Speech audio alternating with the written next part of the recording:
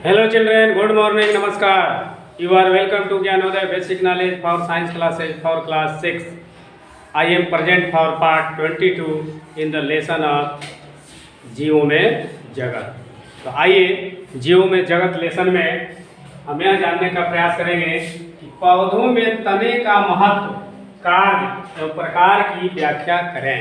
यानी तना का महत्व क्या है, उसका कार्य क्या है और वह कितने प्रकार का होता है, इसी के विषय में पढ़ना है। एक ही में 3 क्वेश्चन है। कभी छोटा पूछेगा तो ऐसे पूछ सकता है कि पौधों में तने का महत्व बताएं, तो उतना ही लिखेंगे। या पौधों में तने का कार्य बताएं, तो केवल कार्य लिखेंगे। पौधों में तने का प्रकार बताएं, तो केवल प्रकार लिखेंगे। ये तीनों एक में है। क्या क्या है? महत्व भी है, कार्य भी है, प्रकार भी है। तने का महत्व क्या है, तने का कार्य क्या है, तने का प्रकार क्या है। तो आइए देखें। कहता है कि तना पौधों में, पौधों का यहाँ देखो छूट गया है ना? यस। पौधों का परोह भाग है। परोह माने ऊपर, ऊपरी हिस्सा। तो तना पौधों का परोह भाग है जो पौधों को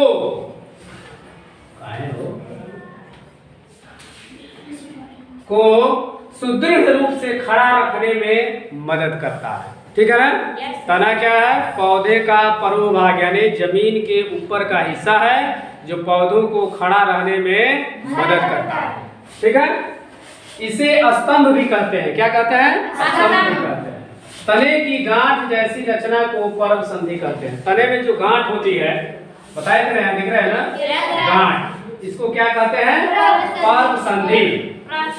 पर्व संधि कहते हैं। निकटतम 2 पर्व संधियों के बीच की दूरी को पर्व कहते हैं। निकटतम 2 पर्व, देखो यहाँ एक गांठ है और यहाँ एक गांठ है ना?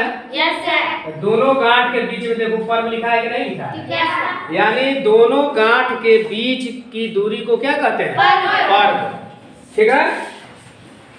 जैसे दूब घास, मक्का, गन्ना, बांस इत्यादि। देख रहे हैं ना? तनों में पतली पतली नलियां होती हैं जिसके सहारे खनिज लवण पे पौधों के पूरे हिस्से में पहुंचाया जाता है। तना जो होता है, जिस तरह हमारी जो चमड़ी होती है, देखिए चमड़ी देखने के बाद नस दिखाई दे रहा है ना, पतला पतला, उसी तरह पौधों के तनों में भी पतली पतली नलियां होती हैं जिसके सहारे जड़ जो खींचता है खनिज लवण पानी, उसी के द्वारा पत्तियों तक, फूलों तक, फलों तक पहुंचाया जाता है। ठीक है ना?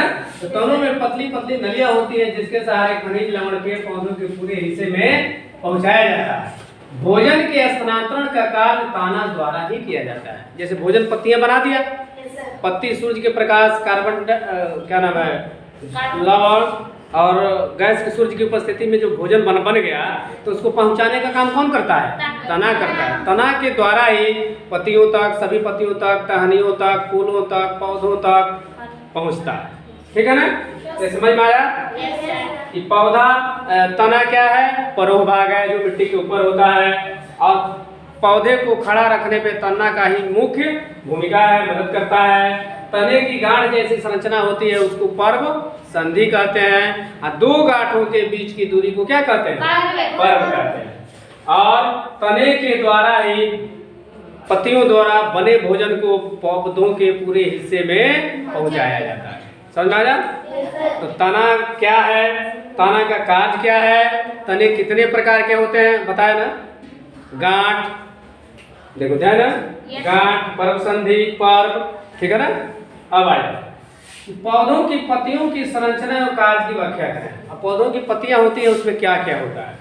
तो देखिए, पेड़ पौधों की पत्तियां परागण के कारण हरी होती हैं। पहली बात, पहला क्वेश्चन आ गया कि पेड़ की पत्तियां हरी क्यों होती है?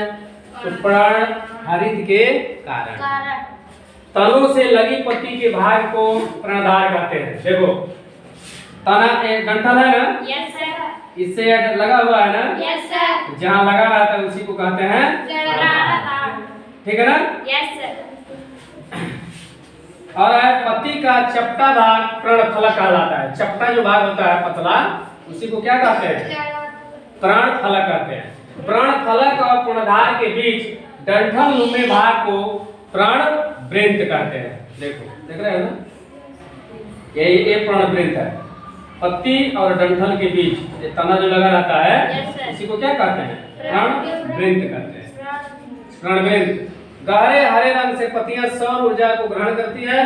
जो पत्तियां होती हैं क्या करती है? सूर्य के प्रकाश को, जो हरी पत्ती रहेगी वही सूर्य के प्रकाश को ग्रहण करेगी तथा चिकनी सतह अनावश्यक किरणों को लौटा देती है, परावर्तित करती है। चिकना सतह होता है जो काम की चीजें होगी सूर्य के प्रकाश से वही ग्रहण करेगी, बाकी को लौटा देगी। देखिए कभी कभी पेड़ की पत्तियां चमकती हैं, चमकती है ना, तो क्या करती है? उस पर लाइट पड़ता है, जिसको लौटा देती है वो चमकता है, जो नहीं लौटाएगी नहीं चमकेगी। जो चिकने पौधे होंगे उसकी पत्तियां चमकेगी और जिसके खुरदार होंगे वो नहीं चमकेगी। चिकनी सतह अनावश्यक किरणों को परावर्तन करती है। पत्तियों के निचले हिस्से खुरदरे होते हैं, बताए थे पहले ना? पत्तियों के निचले हिस्से खुरदरे होते हैं जिसे पर्णरंध्र कहते हैं। इन्हीं छिद्रों के सहारे पौधे श्वसन व सुसर्जन एवं प्रकाश संश्लेषण की क्रिया, प्रकाश संश्लेषण क्रिया क्या है? पौधों में भोजन बनाने की क्रिया को प्रकाश संश्लेषण की क्रिया कहते हैं, संपन्न होती है। माने इन्हीं पौधों के सहारे, माने पौधों के पत्तियों के सहारे क्या होता है?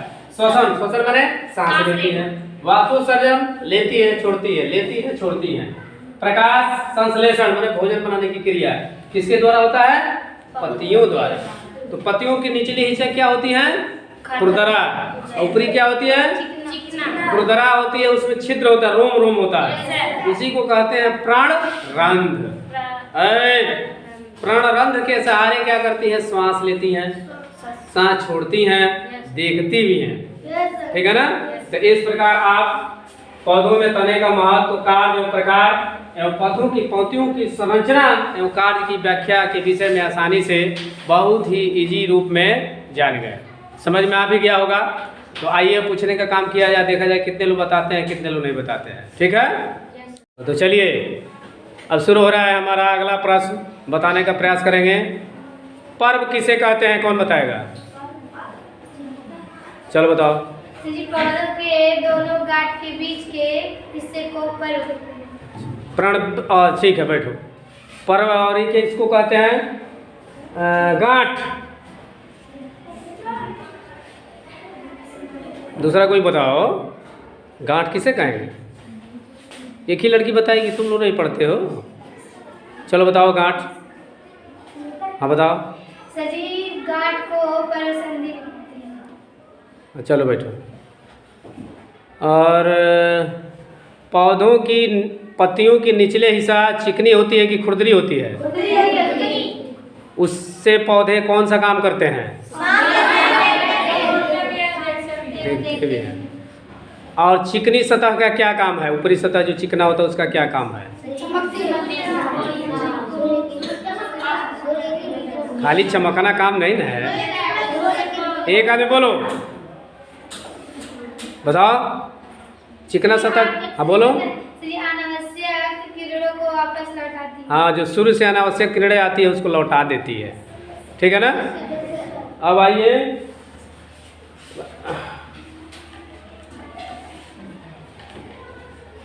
पर्णधार किसे कहते हैं? चलो बताओ। हाँ, सजी जो डंठी होता है, डंठी और पत्ते के बीच के भाग को पर्णधार। दूरी को, हाँ, दूरी को। चलो बैठो, जो बताया वो लोग भी ठीक, नहीं बताया वो लोग भी ठीक। तो आइए थोड़ा संक्षिप्त में परिचय देते हैं इन पत्तियों का। देखिए पीपल की पत्ती ऐसे है ना, देखिए साइड साइड में ऐसे ऐसे कटी है कि नहीं कटी है? कटी है ना। जो तिरछा कटा हुआ भाग होता है, देखो इसको क्या कहते हैं? प्राण तट। क्या कहते हैं? तट माने होता है किराना, किनारा, ये हो गया उसका साइड वाला है, इसका क्या नाम है? प्राण तट। बीच में जो रेखाएं होती हैं, देख रहे हो ना? बीच में रेखाओं को क्या कहते हैं? हाँ, ये क्या होती है? बीच के जो हिस्सा होती है इसको क्या कहते हैं? मध्य शिरा। जो बीच में इसको दो भागों में बांटती है, देख रहे हो ना? इसको बोलते हैं मध्य शिरा, ठीक है? और इस जहाँ से पत्ती का हिस्सा देख रहे हो ये, और यहाँ दोनों के बीच के हिस्से को क्या कहते हैं? प्राणरंध्र। और यहाँ से, और देखो इस फुनगी जो उसका पुलाई देख रहे हैं, पलाई जिसको बोलते हो, यहाँ से और यहाँ तक पूरी इस दूरी को क्या कहते हैं? प्राण फलक। यहाँ से लेके यहाँ तक, पूरी दिल को क्या कहेंगे? प्रणफलक। ठीक है। अब देखो इसके बीच में जहाँ से ऐसे निकलता है वहाँ से छोटी छोटी कलियां खिली रहती है। तो देखो इधर, तो जो कलियां खिली रहती है इसको देखते हो क्या कहते हैं? ऐसे होता है ना। देखो इसको क्या क्या कहेंगे? आज सबसे अगले वाला हिस्सा जिसको फुनगी बोलते हैं इसकी, ठीक है ना, इसको देख रहे हैं ना, इसको कहते हैं प्रणाट। थोड़ा टेढ़ा शब्द है, प्रयास करोगे तब याद होगा। इस फुनगी को क्या कहते हैं? प्रणाट। और साइड वाले पूरे हिस्से को क्या कहते हैं? प्रणतक। इस बीच वाले हिस्से जो दो भागों में बढ़ता है क्या कहते हैं? मध्य सिरा। इसको देखो, इस सिरे से लेकर पूरे फुनगी के बीच के सिरे को क्या कहते हैं? और यहाँ डंठल निकलता है और इसके बीच जहाँ से सटा रहता है इसको कहते हैं प्रणभाग। इस जो खिला हुआ है छोटा सा कलियाकार का, इसको क्या कहते हैं? समझ में आया? इस प्रकार पौधों के विषय में जानकारी, पौधों की पत्तियां, जैसे पीपल का पत्ती है इसके विषय में जानकारी हो गया। किसको प्रणाट कहेंगे, किसको प्रणतक कहेंगे, किसको मध्यशिरा कहेंगे, किसको प्रणफलक कहेंगे, किसको प्रणवृत्त कहेंगे, किसको प्रणधार कहेंगे, किसको कक्षस्थ कहेंगे। उसी तरह इसमें देखिए पौधों में यह जो दाग होता है इस तरह का बांस में होता है ना, गन्ने में होता है ना, तो इसको क्या बोलते हैं? गांठ। इसी को भी कहते हैं पर्व संधि। यह जो सीधा होता है इस प्रकार बना होता है मिट्टी में गहरा रहा है नीचे, इसको क्या कहते हैं? जड़। और ये क्या है? तना। ये क्या है? पत्ती। और ये क्या है? फुनगी। मतलब इसका ऊपरी हिस्सा जो बहुत कोमल और नाजुक होता है। इस प्रकार जड़ों के प्रकार, तनों के प्रकार और पत्तियों के विषय में कौन कौन से हिस्से होते हैं आसानी से पढ़ लिए और समझ में आ गया होगा। यदि ये समझ में आता है, अच्छी लगती है तो दूसरे को भी बताने का प्रयास करें। और मेरे चैनल, आपके चैनल, यूट्यूब चैनल को लाइक करेंगे, लाइक करें, सब्सक्राइब करेंगे, वीडियो को लाइक करेंगे और अपने मोबाइल से दूसरे पर शेयर करेंगे ताकि और लोग भी इस वीडियो का घर बैठे आनंद ले सके। अब मैं मिलता हूँ नेक्स्ट वीडियो में, तब तक के लिए watching for next video. Okay, tata, bye bye, नमस्कार।